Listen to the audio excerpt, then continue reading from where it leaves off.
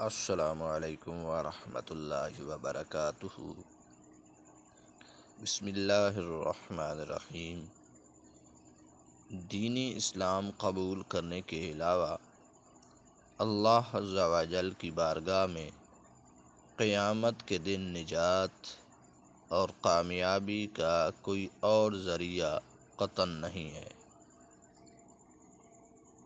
سورۃ آل عمران آیت نمبر 19 میں اللہ تبارک و تعالی ارشاد فرماتا ہے، ان الدین عند اللہ الاسلام، بے شک دین اللہ کے نزدیک اسلام ہی ہے۔ وَمَا اخْتَلَفَ الَّذِينَ أُوتُوا الْكِتَابَ إِلَّا مِن بَعْدِ مَا جَاءَهُمُ الْعِلْمُ بَغْيًا بَيْنَهُمْ، اور اہل کتاب نے جو اپنے پاس علم آ جانے کے بعد اختلاف کیا، وہ صرف باہمی حسد و عناد کے باعث تھا۔ وَمَن يَكْفُرْ بِآيَاتِ اللَّهِ فَإِنَّ اللَّهَ سَرِيعُ الْحِسَابِ، اور جو کوئی اللہ کی آیتوں کا انکار کرے تو بے شک اللہ حساب میں جلدی فرمانے والا ہے۔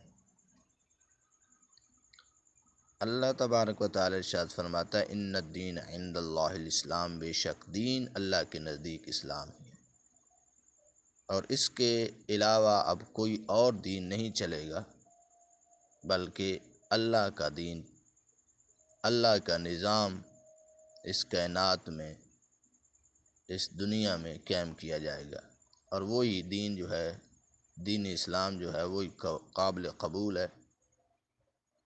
اس کے علاوہ اور کوئی دین جو ہے وہ قبول نہیں کیا جائے گا۔ وَمَا اخْتَلَفَ الَّذِينَ أُوتُوا الْكِتَابَ إِلَّا مِن بَعْدِ مَا جَاءَهُمُ الْعِلْمُ بَغْيًا بَيْنَهُمْ، اور اہل کتاب نے جو اپنے پاس علم آ جانے کے بعد اختلاف کیا، وہ صرف باہمی حسد و عناد کے باعث تھا۔ یعنی یہود و نصارہ کے جو علماء تھے، جاننے والے تھے، انہیں پتہ تھا کہ اس کے بعد ایک اور نبی آئیں گے جن کا نام حضرت محمد مصطفیٰ صلی اللہ علیہ وسلم ہوگا، ان کے اوپر ہم ایمان لے آئیں گے۔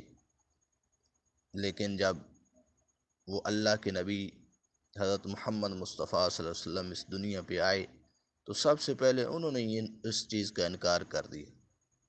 کیوں؟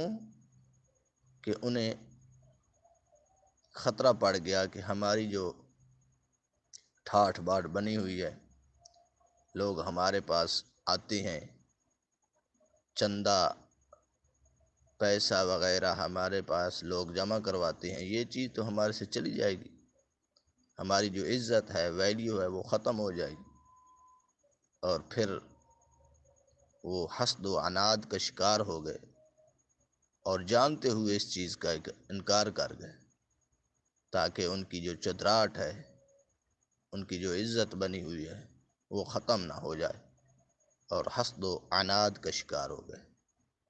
اور اللہ تبارک و تعالی فرماتا ہے، اور جو کوئی اللہ کی آیتوں کا انکار کرے تو بے شک اللہ حساب میں جلدی فرمانے والا ہے۔ وَمَا عَلَيْنَا إِلَّا الْبَلَاغُ الْمُبِينُ۔